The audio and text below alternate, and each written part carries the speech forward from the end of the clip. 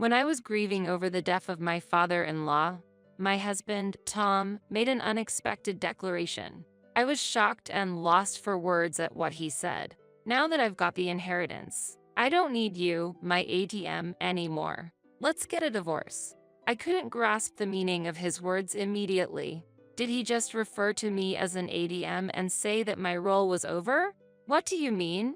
When I asked back, Tom, with a satisfied smile, explained proudly, I got an inheritance of $11 million from my dad. So, I don't need you anymore. Then he poured out his complaints about me.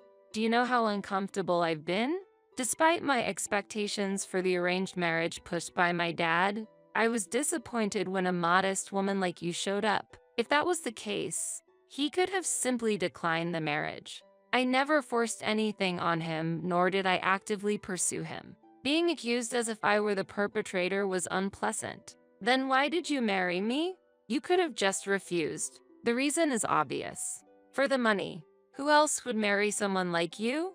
I couldn't stay silent any longer. Understood. Here, this is the divorce paper.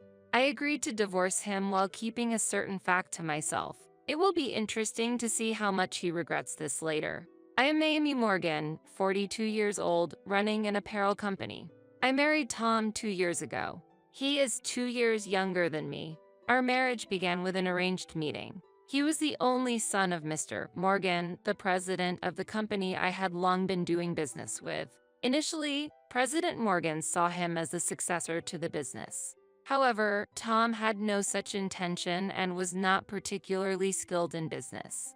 As a result, he was quickly removed from the list of successors and worked as a regular employee.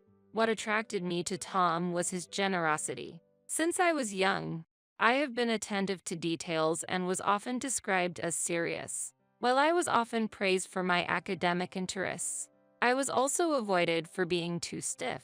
In past relationships, I was told, you could be more feminine. It's like dating a boss. Those words were shocking, but I always felt I might be too serious, so I had to accept it. I was often despised for lacking flexibility. I tend to get too absorbed in trying to do everything perfectly. To me, Tom seemed like someone from a different world. Wait, today was the regular day off? I was immediately surprised by Tom's attitude on our first date. We went out because Tom said he would take me to a restaurant he recommended, only to find it was closed on that day. Normally, I would be flustered by such an unexpected situation, but Tom was not. How about that diner then? He suggested another option right away. His flexible response was refreshing to someone like me, who lacks flexibility. Being with him, I might grow to respond more flexibly like him, I thought, deciding to marry Tom. I faced more opposition than expected, and some even advised me quietly that there was a more suitable partner out there. Even President Morgan, my father-in-law, didn't seem very approving. I'm sorry to hand over my son to you. Are you really okay with this? He asked. Back then, I thought, they just don't understand his good qualities. But recently, I've begun to think that maybe they were right. Shortly after we got married, Tom quit his job. He suddenly left his job without discussing it, and when his father and I asked why, he replied as if nothing was wrong. Huh? Amy earns enough, so why do I need to work? This left both his father and me speechless. I wonder why he leaves the responsibility of our finances entirely to me. Later, along with my father-in-law, I tried several times to persuade Tom, but his mindset remained unchanged. Anyway, even if I work, I won't make as much money as Amy does, said Tom, fully expecting to be supported by me, which made me consider divorce even though we had just gotten married. Perhaps if he were in his 20s, his irresponsibility might have seemed somewhat charming. However, the person showing childish behavior in front of me was a man nearing 40. Eventually, we compromised by agreeing that he would take charge of the household chores. Tom's parents had divorced a few years ago, and in the household where Tom lived before the divorce, his mother struggled with household duties. I didn't learn to do household chores because my mom couldn't do anything. He seemed to blame his mother for his inability to do housework. As he said, at first, Tom was utterly incapable of doing household chores. But after patiently teaching him and offering praise, he eventually managed to handle basic tasks. Despite his mediocre skills in housework, Tom was quite pleased with himself. By taking care of the home, I allow you to work outside, so I want some appreciation, he said. When Tom showed his confident profile, I felt a bit irritated, but I knew any inappropriate comments could ruin the progress. Right? I'm genuinely saved by your support, I replied with a wry smile. Though there were frustrating moments, I felt we were getting along fairly well overall. A year after our marriage, a change came into our lives. My father-in-law adopted a child. He's a 9-year-old boy named David, who seemed like any ordinary kid. My father-in-law is a man who doesn't engage in unnecessary actions. When we were alone, I asked him about the sudden adoption. While keeping it a secret, he revealed the reason. David was the son of a subordinate with whom he had a deep friendship. There had been interactions between the families, and for my father-in-law, David was as precious as a grandson. I just want him to be happy. Recently, David's parents died in an accident. They had married almost eloping when they were young, and David had no relatives to turn to. Hence, going to an institution seemed unavoidable. I don't know if David will feel happy living with me, but if he wishes, I'd like to live with him. That's why he decided to adopt David. That's a decision typical of you, sir. Tom and I don't have children, so we have relatively more freedom with our time. Please let us know if you need any help. My father-in-law showed a grateful smile to these words. Fortunately, he sometimes asked for help as I had suggested. We took care of David only when he couldn't return home from work or had unavoidable commitments. Initially, David was somewhat nervous, but he soon became attached to us. He appears to have a very friendly nature. Or perhaps he's trying his best to adapt to the new environment. Contemplating his feelings, I was filled with complex emotions. On the other hand, Tom seemed not to favor this situation much. He hadn't shown much enthusiasm about welcoming David. It's understandable to have mixed feelings about his father bringing an unknown child into the family. But after a thorough discussion with Tom, it turned out he was only concerned about one thing. What's the intention behind adopting? My inheritance might get reduced because of the division. I thought I would have it all to myself. Hearing this, I couldn't hide my surprise. Thomas' concern was not about David's feelings, but about the potential reduction in his share of the inheritance. I'll have a talk with Dad. I can't accept this. After making that statement, Tom went to have a direct conversation with his father. When Tom returned, he was in a cheerful mood, contrary to my anxiety. Seeing Tom smile, I cautiously asked, "How did it go?" "It's all good. It won't affect my share." "Really? How come?" I thought that an adopted child would have the same inheritance rights, so I was puzzled by his words. Tom explained with a hint of pride. "Dad said he'll have David renounce his inheritance rights." Well, of course. I'm his only son, after all. Considering how much his father loved David, it seemed unlikely that he would leave him with nothing. I felt something was off but couldn't quite put my finger on it. Though I was not convinced, Tom was relieved and happy on his own. Well, if my father-in-law said so, there must be a reason. Anyway, his father was still in his 60s. Worrying about inheritance should be a concern for the future. In fact, there was a higher chance that I would divorce Tom before his father's passing. With these thoughts, I remained relaxed. However, that time came sooner than expected. A year later, my father-in-law passed away in a traffic accident. I hadn't imagined losing him so soon. I had known his father longer than Tom had, and he was a person worthy of respect, both in business and personal life. When I heard the news, I couldn't stop my tears due to the profound sense of loss. With swollen eyes and a headache, I arranged the funeral. Tom was supposed to be the chief mourner, but he appeared to be in a daze, showing no signs of grief. He was probably still in shock from the sudden loss of his father. I had the responsibility to ensure his father's final send-off was done with care, so I endured my tears. During the funeral, it was particularly hard to see David crying, even though I was also deeply hurt. Meanwhile, Tom still showed no tears. At that point, I began to sense something was amiss. Tom seemed restless rather than mournful. Sometime after the funeral, the reason became clear. "Tom, why don't you seem sad about your father's death?" The conversation, which started out of concern for Thomas' lack of tears, led to an unexpected response. "Well, of course, I'm sad, but the joy overwhelms that sadness." Could it be overflowing joy? What? Amy, do you get it?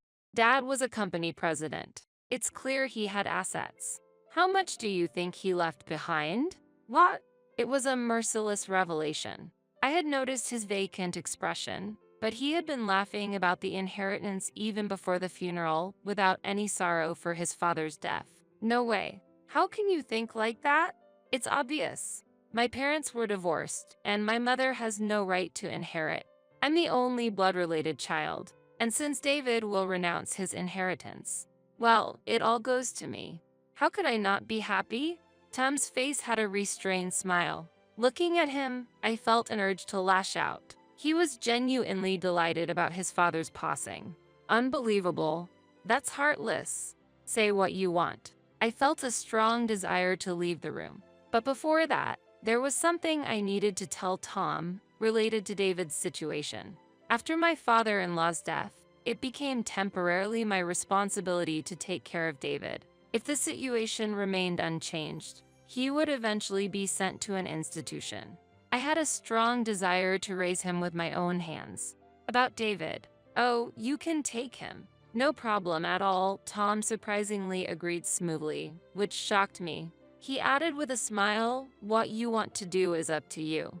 You have nothing to do with me anymore." What? At that moment, Tom showed me a piece of paper. It was a green divorce paper. "Why is this here?" His words shocked me, leaving me speechless. "I have an inheritance now, so I no longer need an ATM like you. Let's get a divorce," he said. I couldn't grasp the meaning of his words immediately. Did he just call me an ATM and say that my role was over? "What do you mean?" Tom, smiling contently, explained. "I inherited $11 million from my dad, so I don't need you anymore." Tom continued, "Now I can be free from work. I don't have to be considerate towards you or handle the bothersome chores myself. How joyful is that?" While saying this, Tom didn't hide his happiness. Witnessing his behavior, I felt deep disappointment. The inheritance was money obtained through my father-in-law's death. Yet, he was excited as if he had won the lottery. I had already sensed it, but now there was not a trace of sorrow or mourning for his father in Tom. He seemed genuinely immersed in his joy. However, money is a scary thing. It's not rare for someone who comes into a great fortune to change their personality. Perhaps Tom was just overly excited at the moment because of the money in front of him. "Calm down, Tom. Let's talk." Saying this, I placed my hand on his shoulder, but Tom brushed my hand off and yelled at me angrily. "Shut up, you uptight woman." Uptight? I married you because of my dad's introduction and because you were a female president. I've always felt suffocated around you. It's been hard. Thus, Tom continued to unilaterally express his grievances. "Do you know how uncomfortable I've been? Despite my expectations for the arranged marriage pushed by my dad, I was disappointed when a modest woman like you showed up. If that was the case, he could have simply declined the marriage. I never forced anything on him, nor did I actively pursue him. Being accused as if I were the perpetrator was unpleasant. Then why did you marry me? You could have just refused. The reason is obvious. For the money. Who else would marry someone like you?" Tom wore a sneering smile. "Essentially, he got married to me because of my wealth."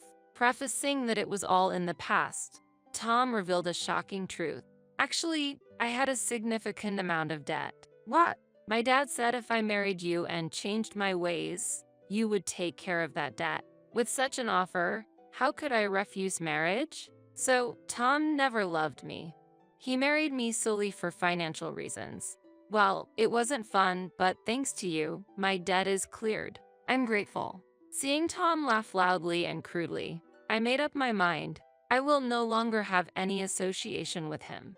I also held back the final advice I wanted to give him. It was swallowed in my decision to move on. And so I quietly began to fill out the divorce papers. My pen moved smoothly, without hesitation. Tom seemed a bit surprised by my decisiveness to go through with the divorce. Are you really going through with the divorce? Yes, this is the completed divorce paper. After completing the form, I felt a certain sense of fulfillment. Now we are strangers to each other, right? Now it doesn't matter what happens. Whether you're with that kid or I'm with a new girlfriend, it's all free. Seeing Tom happy, I at least understood that he hadn't been unfaithful during our marriage. I had no suspicions, but that was one point in his favor. If you're this happy, maybe we should have gotten divorced earlier. I had no choice. I needed the money. I watched as Tom put the divorce papers in his bag and hurried out of the house. Living in this house where I had shared life with Tom and continuing there with David didn't feel right. I decided it was best to start anew. It felt like the perfect timing to move then, so I decided to sell the house. I preferred to live closer to my parents' home. It would be a support system for both David and me. David would have to change schools, but he consented, saying, "It's no problem." Though there was a bit of sadness, this allowed me to freely proceed with looking for a new place. After carefully considering many options, I made a decision. The most crucial factors were easy access to my parents' home and a good location. The price was high, but considering David, I was confident it was the right choice. David came along to view the property and was thrilled, exclaiming, "This is luxurious." The rooms were spacious, and the interior had a thoughtful design. There was ample storage space, and to my surprise, there was also a pool. I didn't need a pool myself, but David was very excited about it.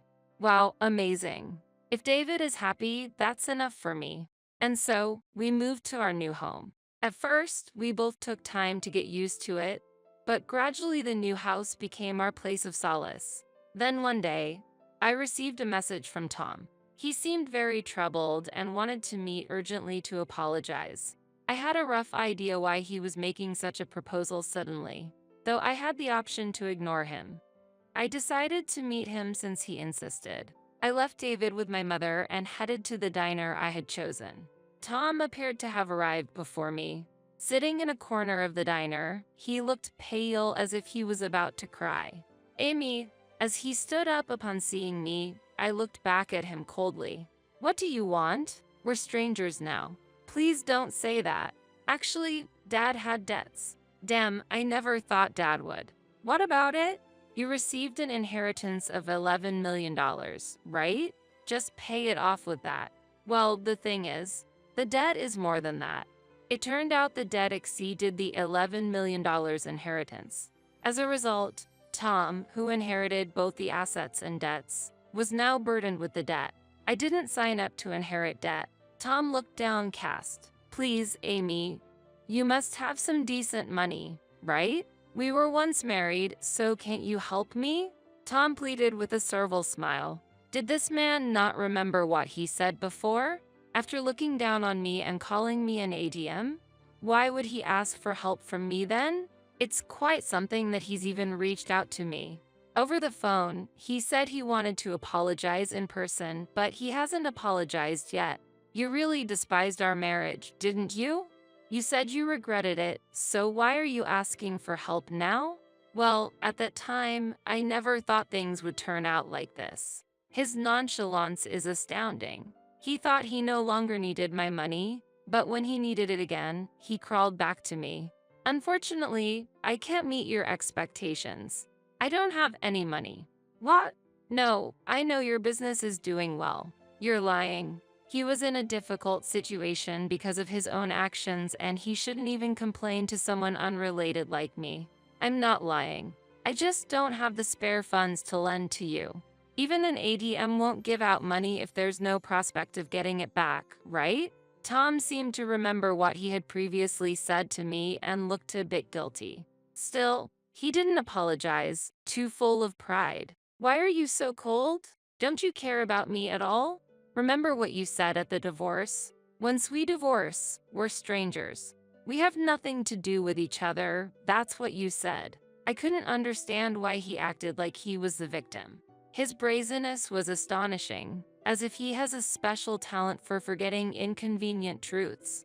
I then played back his words from that time. Yeah, I might have said something like that, but I didn't mean it, you know? I never imagined things would turn out like this. Tom leaned on the table, looking dejected. I hoped there was something left, but Dad's lawyer said I am not the beneficiary of his life insurance. I see. Haha. My laughter made Tom look at me in surprise. Don't tell me, Amy. Did Dad leave something to you? No, not to me. Why did you laugh, then? I just felt a bit sorry for you. Life insurance is one way to avoid inheriting debt. That's why my father-in-law had David renounce his inheritance and used life insurance to leave something for him. In fact, it turned out David was the beneficiary of the life insurance. Is that all you wanted to talk about? If there's nothing else, I'm leaving. There's nothing I can do for you. Wait, can we start over? I was just confused because of my dad's issues at that time, but you were always focused on money, weren't you? I see right through you. Tom tried to deny it, but I was no longer going to be deceived. After all, I owe him nothing anymore. Sorry, someone important is waiting for me at home. With that, I left the diner. I heard Tom crying out behind me, but to me, it was just irrelevant noise. I needed to hurry home. David might be waiting for me, hungry, or maybe he's already eaten. I hurried towards the station. I don't know much about Tom's current situation, but I heard he's juggling multiple part-time jobs to pay off his debt. He couldn't get hired as a full-time employee anywhere due to lack of qualifications and motivation. Once, while on my way to a client, I saw Tom working at a store. He looked significantly older and exhausted, a stark transformation caused by his previous lifestyle of relying on others' finances. I feel no sympathy for him. On the other hand, David and I are living peaceful days. We have arguments and disputes sometimes, but I take it as a sign that David is opening up to me. I plan to support him until he becomes independent. That's the last wish of my father-in-law and my current purpose in life. Our house is so gloomy because someone sleeps all day. It's really troublesome because she can't even take care of herself, let alone do the housework. I wonder how long she plans to just lie there. Whenever they see me, my mother-in-law and sister-in-law always complain. Seriously, having a daughter-in-law who does nothing is the same as not having one at all. There's no point in having such a wife, my father-in-law added, expressing his dissatisfaction. I, Hillary Brown, am 32 years old. It's been 5 years since I got married. My father passed away due to an illness when I was in high school, and my mother passed away right after I got married. Ever since I was young, I loved drawing and have been aspiring to become a picture book author. After graduating from high school, I went to a design school and then worked as an illustrator at a small design firm. My husband works at an advertising agency, and our meeting was initiated when he came to my company to request character design. After dating for 2 years, we got married and started living with his parents and sister. Becoming a freelancer upon marriage, I could work from home. I tried my best to be an excellent wife by dedicating myself to house chores. My mother-in-law didn't care much for housework and left it all to me, which made it relatively easy for me. My sister-in-law had little interest in house chores and was often busy with dining out or parties with friends and colleagues, so we seldom had meals together, but there were no major issues. However, 3 years ago, I fell down the stairs at a station and suffered severe injuries, which changed my life significantly. I now have severe lower limb paralysis due to spinal cord injury. Although it was a huge shock at first, I have gradually adapted to this situation over the years. Initially, my in-laws were very concerned, but it seems they did not imagine I would remain unable to walk, and their attitudes changed over time. During this time, my sister-in-law got married and moved out. I'm so glad I don't have to look at you anymore, Hillary, she joked. Being nearly bedridden, the cold demeanor I got from my in-laws was apparent. Indeed, having a bedridden family member brought various troubles, so I couldn't retort to my in-laws' sarcasm. In the old family home, where there was not enough space for a wheelchair, I had no choice but to mostly stay in bed all day since I couldn't move without one. Fortunately, I was working from home even before the accident, so I was able to continue my job. I was grateful that I was able to work since I could move my upper body. I am currently supported by a helper and a maid who come to assist with house chores. If I were living alone, the helper would support me with my daily life, but the scope is limited because I live with my family. The helper mainly provides physical support. My husband is too busy to take care of my daily needs, but my in-laws are very healthy. My mother-in-law is healthy, and my father-in-law, who retired last year at 65, is always at home. Since there are healthy family members at home who do not work, the support from the home helper for cleaning, laundry, and shopping is limited. In the first 2 years, my in-laws occasionally helped, but gradually they did it less often. I understand that my mother-in-law, who dislikes house chores, finds it bothersome to do my share as well. My husband initially was encouraging, but now he hardly speaks to me and offers no support. He only says, I have work, and caregiving is not something men do. Even if my in-laws don't help, the helper must follow the rules and can't provide life support. However, seeing my in-laws' reaction, the helper got concerned and introduced a maid. Hiring a maid is such a waste. Why would you say that? But I have personal needs, and without laundry service, I'll run out of clothes to wear. Do you intend to use me? Even though you're just a daughter-in-law? I don't intend to, but given the situation, I have no choice but to ask. When I conveyed this, my in-laws looked at me with annoyance. Really? You are a nuisance. We can't afford this in our house. I'll manage that myself. I was once again grateful that I could continue working. And so the maid came. The maid, Sarah, was a 52-year-old woman who lost her husband early and had no children. She somehow reminded me of my deceased mother.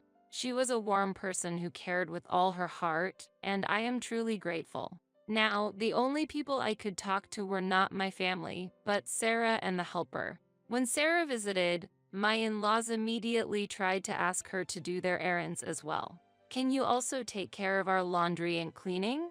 I can't do that. What? Aren't you a maid? What are you here for? If you want that service, it will incur additional charges. Will you pay for it? If so, I can accommodate. Why are you so arrogant? Such a troublesome maid. Despite such exchanges, I felt somewhat relieved that Sarah clearly refused. This situation continued for about a year when my sister-in-law returned after getting a divorce. She insisted that her husband's infidelity was the reason. He's dumb, got seduced by another woman. Such a troublesome man, she said, though her ex-husband, who worked at a renowned company, seemed very sincere and not the type to cheat. I found it odd but kept quiet to avoid causing any trouble. It's so helpful to have a maid here. Of course, you'll take care of me too, right? My sister-in-law said the same as my in-laws, but Sarah firmly refused. Sarah did not have a favorable view of my in-laws, who were not kind to me. I refuse. Then what are you here for? I am here to assist Hillary with her daily tasks. What? Well, just as useless as the daughter-in-law. Hillary must be skimping, right? Well, it's not like she earns more than pennies.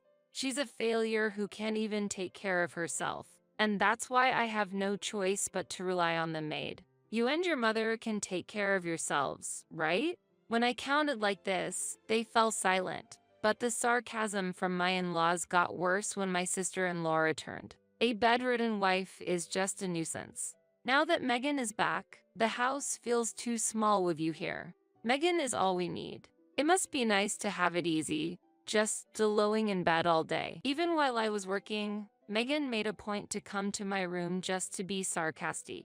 Fed up with the daily sarcasm, I talked to my husband. Hey, can you ask your mother and Megan to be a little bit more mindful with their words? I get hurt too, but it's the truth, isn't it? What do you mean by truth?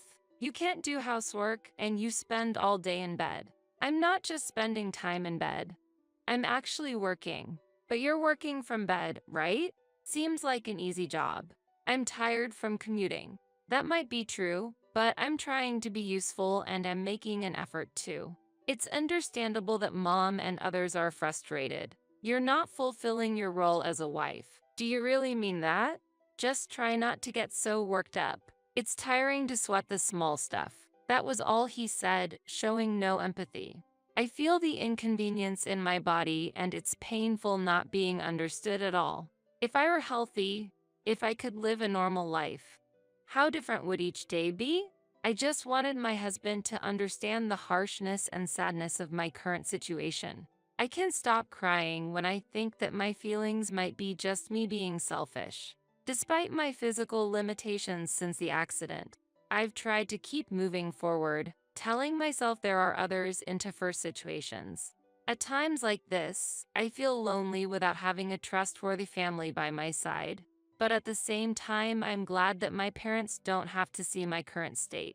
However, it seems there was no one in this house to support me anymore, which increased my sense of isolation.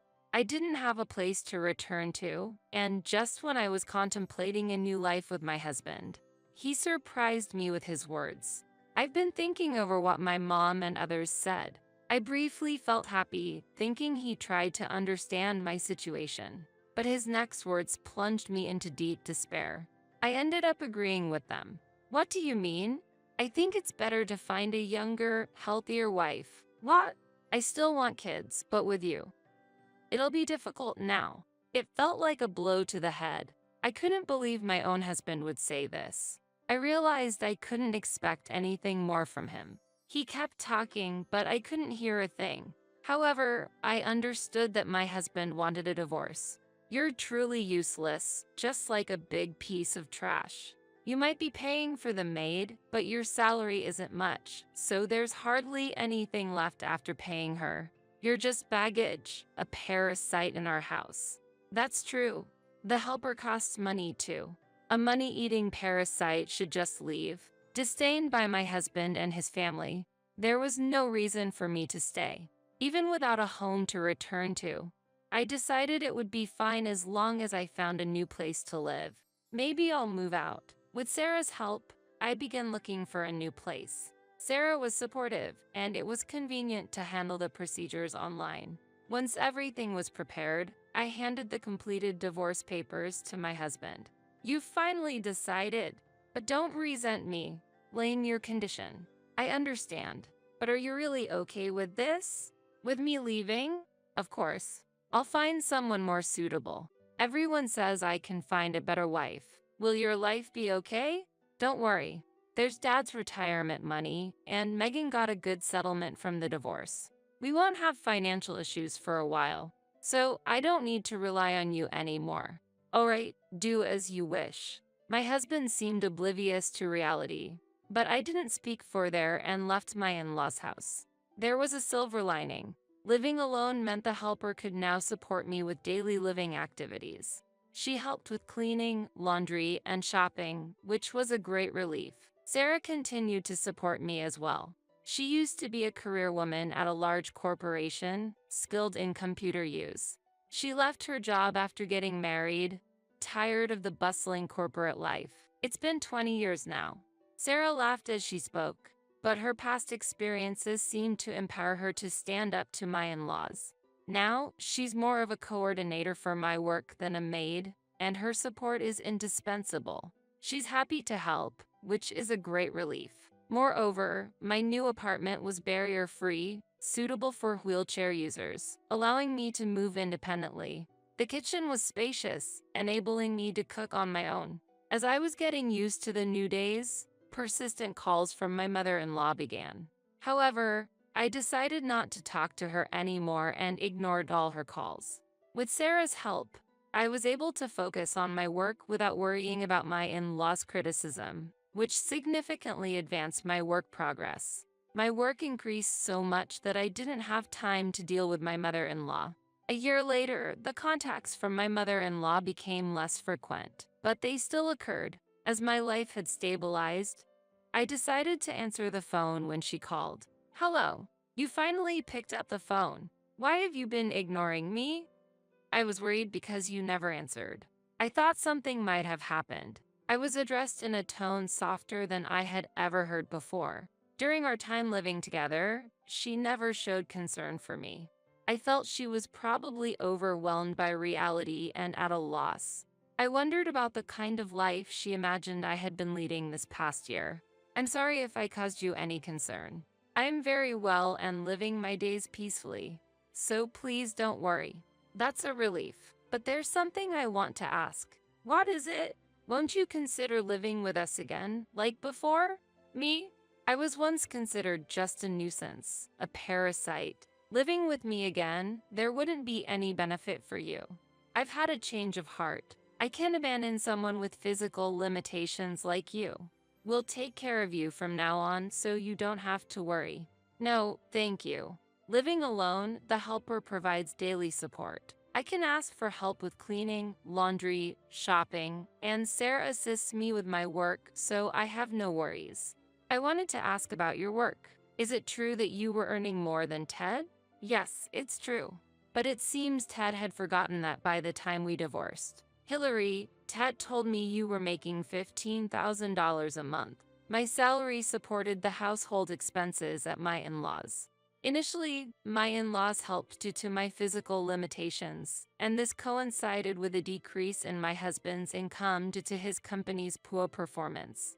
Fortunately, my income increased. That's why I brought it up with my husband. At first, he said, "I'm sorry," and asked me to keep the decrease in his income a secret to not worry his parents.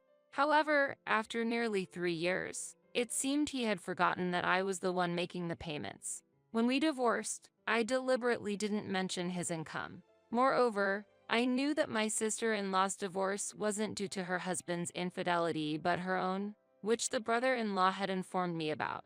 I learned that she had taken money without permission and lied about receiving compensation. Her husband said he would ensure she returned the money and would claim compensation. I decided to divorce before my in-laws could learn about this fact. When I revealed the truth to my mother-in-law, she was speechless for a while. Ted became obsessed with a woman he met at a nightclub and ended up in debt. That was the reason for the divorce, I suppose. Perhaps you were hoping for that woman's income? That's not true. They weren't in a relationship. He was just one of her customers. That might be the case.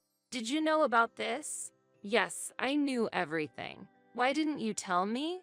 Did you also know that Ted's company was in trouble? Of course, I knew that too. To know all that and say nothing. How cruel. According to my former mother-in-law, my sister-in-law eloped with her affair partner but was eventually abandoned and returned with a significant debt.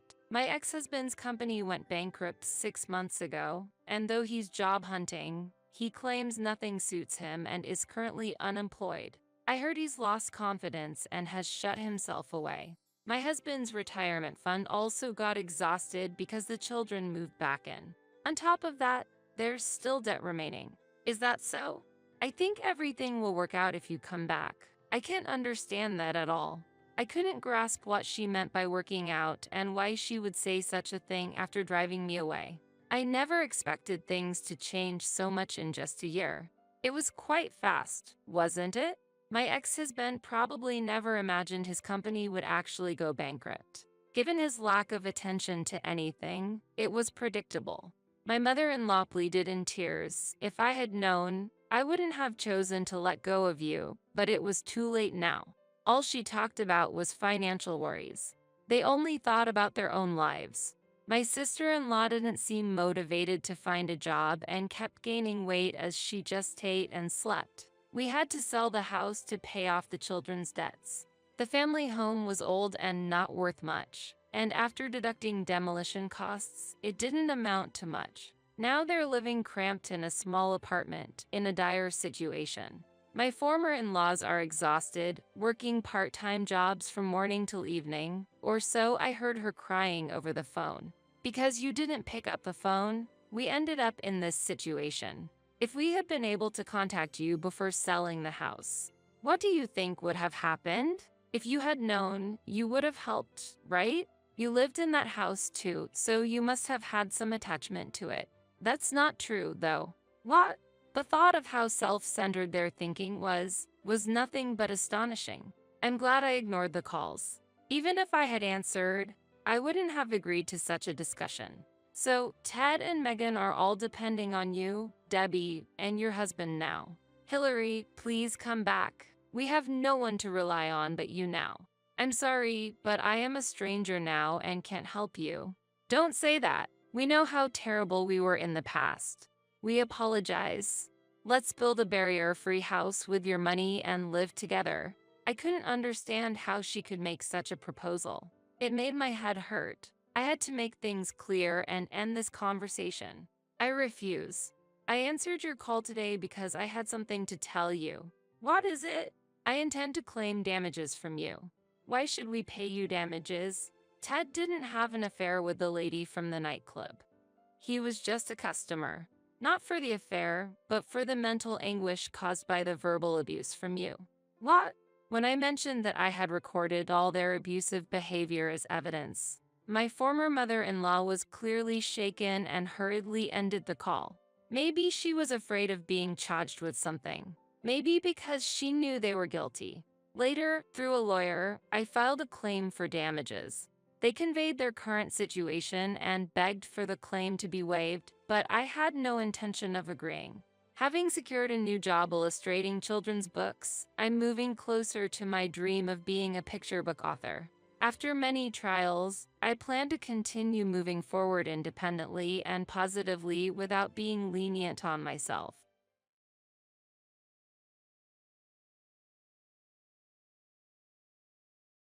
I'm a little shocked that you would criticize my mother-in-law. If you're not working, why don't you get out of here? My sister-in-law and mother-in-law, who did not know that I was taking over my mother-in-law's debt, threw these words at me without the slightest sense of gratitude. Yes, I understand. But it's up to you guys from now on. The day I packed my bags, they realized a fact I had been hiding and put their heads together. My name is Emma. I am 32 years old, a busy career woman working in an office in the city. When I was a student, I spent most of my time in the corner of the library, absorbed in my books. After I got a job, I was buried under a mountain of work and forgot to take time for myself. One of my friends, who sincerely cared about me, said, "Emma, why don't you try to cherish your love life a little?" And she organized a group blind date for me. Then, a man whose eyes met mine was John, who worked in a building in the city center. He is a fresh salaryman working in a building in the city center. And to my surprise, he seemed to be a little interested in me. I was nervous about the feeling of dating after a long time, but supported by his kind words, we gradually opened our hearts to each other. Then he made a gentle confession to me, and our love accelerated. Only 1 year later, we decided to get married. It was like a dream come true that I, who had been so absorbed in my work, could stand at such a wonderful turning point in my life. My friend who organized the group blind date was also surprised at our sudden development. She said, "Oh, really? You're getting married?" I said, "Yeah, it's amazing, isn't it? But it's great. I'm so glad I organized that group blind date. Thank you. I really appreciate it. I'm looking forward to the wedding. I'm looking forward to it." Thus, I was to open the door to a new life. First, we reported to each other's families. Seeing me so happy, my parents welcomed him warmly. "Emma, you haven't told me about your boyfriend for a long time, so I was a little worried that maybe you wouldn't get married. John, please take care of her from now on." When I heard these words, I felt as if I realized for the first time what my parents really thought of me. I realized that parents think a lot of things without saying them. My family had been basically free to do whatever I wanted, so there was no pressure to get married. But it seems that in my parents' mind, there was a wish to see their daughter happily married someday. Knowing such a parent's wish made my heart warm a little. And when I visited John's house for the first time, I met his family with nervous excitement. but his mother and father were both very warm and made me feel very safe. Next, we had dinner with the whole family. While I was looking forward to it, I was also a little nervous, especially because I had heard that John's sister, Melissa, was there. She was only 25 years old, and her choice of words was a little rough at times, which made me a little confused. She asked me, "Emma, you're already at that age. Weren't you getting married too late?" I was a little shocked to hear her say things like, "I would have decided sooner if I were you." But John followed up and we had a nice dinner afterwards. We then planned our wedding and had a happy wedding at a place we loved. We had a lot of friends and family there, and the day was really great. Our honeymoon was so much fun, and when we returned home, we started our new life together. Life together was fresh, and every day was so much fun. We went out on dates and watched movies at home. I felt that newlyweds are really happy. It has been about 2 years since we got married. One day, our peaceful everyday life changed drastically. We received the news that my father-in-law had passed away. Of course, I knew he had health problems, but I had not expected him to pass away so soon. My husband and I were deeply saddened by this sudden news. My mother-in-law's grief was especially deep, and I could feel her emotions as I looked at her. But our surprise was compounded by what we subsequently found out. In fact, my mother-in-law was in deep debt. It was apparently due to the fact that she had been cheated by some unscrupulous person and lost a large sum of money. When we learned of this fact, we could only gape. My husband, with his usual gentle nature, said he wanted to help her somehow. So, we decided to use our shared savings to reduce my mother-in-law's debt as much as possible. I thought it would be too hard for her to bear that heavy debt alone after my father-in-law's death. However, my mother-in-law's reaction was a little unexpected. She said something like, "If I am in trouble again, can I ask John for help?" My husband was a little surprised and replied, "That's a little." My mother-in-law said something positive, "But I'll find a way to get more money somehow." But my husband was worried. "I hope that's not gambling." We kept a watchful eye on my mother-in-law and were on the lookout for any trouble she might get herself into again. In the midst of all this, my husband was suddenly injured and had to be hospitalized.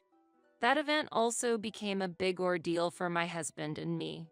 Since every day was spent flitting back and forth from the hospital to take care of my husband, I never noticed any changes in my mother-in-law's daily routine. Then one day, after my husband was discharged from the hospital, I decided to pay a little visit to his parents' home. During our first reunion in a long time, I could sense that something had changed in the atmosphere. "Mom, long time no see." My husband greeted her with a smile, and my mother-in-law said, "John, you are getting better. Can you run again?" She smiled at him and said. While smiling at this exchange, my husband began to flip through my mother-in-law's bank book. To his surprise, the money in his mother-in-law's bank book, which we had accumulated after her previous debts had been repaid, was almost completely gone. "What's wrong with this bank book, Mother?" my husband exclaimed in surprise, to which his mother-in-law replied with a slightly embarrassed smile, "You know, I had tea with friends and found a nice little bag. And then I found myself in this mess." She laughed bitterly. With that one word, my husband and I froze in complete surprise. It was as if we had saved money for our mother-in-law's future, and she had spent it happily without a care in the world. My husband couldn't help but say, "Mom, you shouldn't spend it like this. Do you know how much we put our hearts into giving you money for your future?" He said something like that. Seeing my mother-in-law's remorse, we became truly concerned about her future. We suggested that she move in with us to support her life closer to us. When we broached the subject, my mother-in-law's eyes lit up with joy, and she gave up her house and moved into our apartment. Our new shared life together began, and my mother-in-law seemed to enjoy every day of it. The three of us laughed and talked around the table at every meal, and my mother-in-law volunteered to help with the housework, which made life surprisingly easy for both of us. Her upbeat mood was infectious, and our days became brighter and warmer. I said, "Mom, what would you like for lunch today?" I think I'll have udon." "That sounds good." Since I was working remotely, I was in a position to monitor how my mother-in-law spent her money. Since my husband and I, provided her living expenses and my husband managed my mother-in-law's account, there was supposed to be no worry about her spending excessive money. However, we kept a close eye on her, worried that she might spend the money in some way. These days continued, and in no time at all, 6 months passed. One afternoon, while we were relaxing in the living room, the intercom rang. We wondered who it was, and when I answered, I found my sister-in-law, Melissa, standing there. I said, "Melissa, it's been a while. Is my mother there?" I was a little surprised to hear her ask such a question without even saying hello, but I showed her into the living room. "Mom, it's been a while." "Oh, Melissa, what brings you here?" "I just wanted to see your face once in a while." "Thanks, I'm glad you're here. How are you?" "Of course. I'm fine. John is with me." "So, do you want to go to lunch with me?" "Sure, let's go."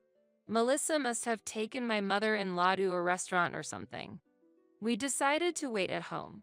When they came home in the evening, we looked at them and their faces changed. Then Melissa said, "Emma, you are tormenting my mother, aren't you?" I was surprised and could not understand what she was saying. My mother-in-law also looked at me sternly. My husband said, "What are you talking about? There is no way Emma would do such a thing." He immediately took my side, but Melissa would not budge. "John is being deceived too. Mom says she can't go outside and she hears Emma is saying things inside the house." We could only be amazed. Indeed, there were times when my mother-in-law would ask to go shopping and we would refuse because she would waste money. Also, my mom said you were taking her money. I had to admit that this statement surprised me. Did my mother-in-law think so, or did Melissa blow it that way? In any case, it seemed that Melissa and my mother-in-law had joined together in accusing me. "Now, what do you want from me?" I was about to feel like I was bewitched by a fox. What on earth did they want to tell me? I wondered if they just wanted to say something to me.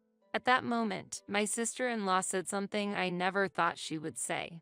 She said, "I want you to leave our house. I feel like my mother can't really live happily with you. Because I can't believe you treat my mother-in-law so coldly." Her face clouded over. My mother-in-law looked as if she wanted to say something and turned to me. "If you were gone, I would be able to relax and enjoy my time with John and Melissa." I was surprised by her words, but I could not say anything. In fact, they did not know that I had previously paid off her debts for my mother-in-law by cutting into my savings. Looking back, I probably should have made it clear to them at the time that I had not taken it out as our marital savings, but as my own.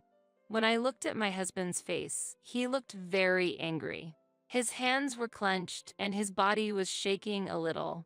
Melissa said, "My mother and I are going to live here together from now on. So, I want you to leave," my sister-in-law said again. Taking a deep breath for a moment, I answered my sister-in-law, "I understand, but I won't get involved in what happens next." After that exchange, my husband and I decided to leave the house. And on the day we moved out, they were surprised to discover one truth. "Looks like you've made arrangements to move out right away after all." "Yes, I have something to tell Melissa." "Yes, what is it?"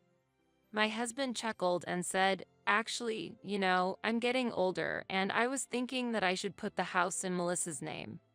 My sister-in-law's eyes sparkled and she said, "Really? It's going to be my house?" she said excitedly. My husband quietly produced the documents for the change of name and said, "As long as you sign here, that's all right." My sister-in-law happily said, "I can't believe I have my own apartment," and signed it. My husband and I looked at each other stealthily and exchanged smiles at the success of our plan. "Well, it's time to start getting ready to leave." "What, John? Are you really leaving?" "Yes, I've decided to leave too." Oh, even John is leaving? Do you really have to leave with Emma? If I'm not with Emma, I don't feel comfortable either. It's normal for married couples to be together. I knew you would say that, but then what are we going to do about future house expenses and stuff? That's something you'll have to devise and pay for on your own. Wait a minute. I quit my job because I believed you would support me, okay? My husband and I could not hide our surprise at my sister-in-law's sudden statement. If you keep this up, you're going to get me and our mother into a lot of trouble. That's fine if you can devise a way to live on your own. You have our mother's pension, and if you save a little, you can manage. Yes, and if you add my pension to that, we can manage. Since you're going to live here, we need to be creative about it. My sister-in-law looked a little satisfied with my mother-in-law's kind words. Indeed. It's my new home. If I save a little money, I should be able to get by. However, my husband and I laughed inwardly at my sister-in-law saying such a thing, not knowing that the property was a rental. About that time, the movers arrived. We welcomed them and began to move more and more stuff out. My sister-in-law and mother-in-law rolled their eyes at the sight. What are you doing? Getting ready to move out. Are you taking everything? Of course. We bought all this stuff. Do I have to buy everything new? That's right. I wish you had known that and acted accordingly. Well, we better get going. My husband smiled and said, and we left the house. My mother-in-law and sister-in-law froze in amazement for a while. After a while, my sister-in-law called my husband's cell phone. She said, "Hey, John, what's with the rent bill all of a sudden?" I was a little mistaken. Could it be that I am not the owner of this house? Who told you about that? Well, I'm actually renting this house. The document you signed at that time, which was the rental agreement. So, it's only natural that you should be charged for the rent. Seriously, I didn't know that at all. It's where you live, so you have to pay the rent. But my salary is not that much compared to you. You may laugh, but Emma actually makes more money than I do. Oh, no. It's true. She is working hard at a remote company that pays pretty well. That's why we were able to live so comfortably in that apartment. My sister-in-law was so surprised that she was speechless for a while. Next, I heard my mother-in-law's worried voice. "We're so sorry," she said. "I'm really sorry. Could you please reconsider and come back?" My husband responded gently but firmly. "Thank you, Mother, but it's hard for me to go back because of your attitude toward Emma. She is the most important to me. Please take care of the rest. You will take care of it." After that exchange, I heard various rumors. My sister-in-law and mother-in-law had apparently been forced to look for an apartment after getting tripped up on rent payments. They are now trying to make do in a small apartment that is barely big enough for the two of them to live in, but it is said that they are having financial problems and occasional fights. They are also concerned about the neighbors' eyes on them. John and I have started a new life in our new house. Every day is fun and full of happiness.